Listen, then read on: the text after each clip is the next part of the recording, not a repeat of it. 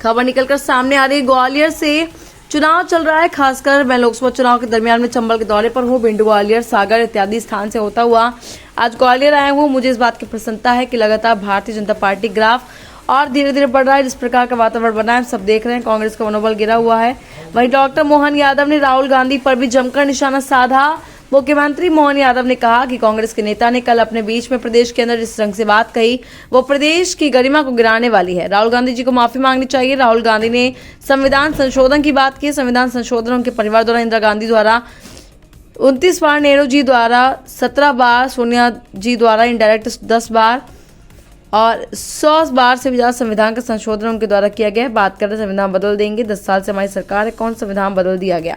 हमारी सरकार तो बनी बनाई है। वो झूठ बोलकर कहते हैं कि उनकी सरकारें बनेंगी तो संविधान बदल देंगे और इस आधार पर उन बच्चों का जीवन बचाने के लिए सुप्रीम कोर्ट 2012 के नियम को तोड़कर अपने अहंकार के पराकाष्ठा तोड़ रहे हैं।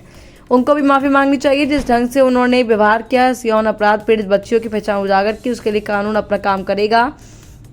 बच्चियों की पहचान छुपाने की आवश्यकता है। इन घटनाओं पर सरकार कठोर कार्रवाई करती है। चुनाव के बाद भी सरकार रहेगी, लेकिन इन मामलों पर राजनीति करना, इतना हल्कापन लाकर बात करना निंदनीय है। मैं इसकी निंदा करता हूं। ग्वालियर से विकी शर्मा। लोकल चुनाव चल रहा है और खास करके मैं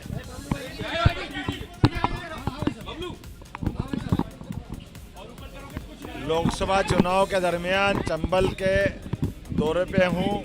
मैं भिंड, ग्वालियर, सागर इत्यादि स्थान से होता हुआ आज ग्वालियर में आया हूं। मुझे इस बात की प्रसन्नता है कि लगातार भारतीय जनता पार्टी का ग्राफ और धीरे धीरे बढ़ता जा रहा है।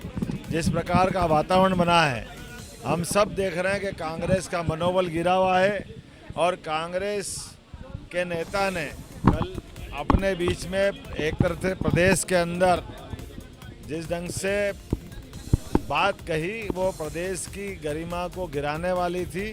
राहुल गांधी जी को माफ़ी मांगना चाहिए। उनने कहा संविधान संशोधन की बात की। संविधान संशोधन उनके परिवार के द्वारा, इंदिरा जी द्वारा 29 बार, नेहरू जी द्वारा 17 बार, सोनिया जी द्वारा इनडायरेक्ट 10 बार, 100 बार से ज़्यादा संविधान का संशोधन उनके द्वारा किया गया। और वो बात कर रहे हैं कि संविधान बदल देंगे, 10 साल से हमारी सरकार है, कौन सा संविधान बदल गया? इनकी सरकार बनेगी तो, अरे हमारी सरकार तो बनी बनाई है, वो बनेगी तो करेंगे, ऐसे बात करें। झूठ बोलने से बात नहीं बनेगी। मैं उम्मीद करता हूं कि राहुल गांधी जी को माफ़ी मांगना चाहिए, लेकिन उनके हाथ में जो है वो यश, वो लगातार कांग्रेस को अपयश दिलाने वाला यश उनके हाथ में है। वो ऐसा रॉकेट है जो बार बार लॉन्च करते हैं और बार बार वो नीचे गिरता है। मैं उम्मीद करता हूँ कि वो सबक लेंगे। उसी प्रकार से प्रदेश कांग्रेस इकाई के अध्यक्ष भी ओबीसी वर्ग का अपमान कर रहे हैं। पहली बार जो शब्द उनने बोला है कि सीएम को लेकर के ये एक तरह से बड़े वर्ग का अपमान किया है। और सुप्रीम कोर्ट ने जो यौन अपराध, बाल अपराध के लेकर के जो कानून बनवाया है, इस आधार पर इन बच्चियों का जीवन बचाने के लिए जिनके साथ गलत बात हो जाए, सुप्रीम कोर्ट के आधार पर 2012 में बना हुआ नियम है और उस नियम को तोड़ करके वो अपने अहंकार की पराकाष्ठा कर रहे हैं। उनको भी माफ़ी मांगना चाहिए जिस ढंग से उनने व्यवहार किया है। और उन्होंने कहा मैं एक बार नहीं 10 बार जाऊँगा, तो 10 बार जाइए, लेकिन कानून अपना काम करेगा और उसकी कीमत उनको चुकाना पड़ेगी। जिस बच्ची के साथ बीतेगी उनकी पहचान छिपाने की सामाजिक आवश्यकता है। ऐसी कभी किसी के साथ भी घटना हो जाए, सरकार कठोर कार्रवाई करती है और लगातार करती रहेगी। मैं उम्मीद करता हूँ आज के बाद, चुनाव के बाद भी सरकार रहेगी।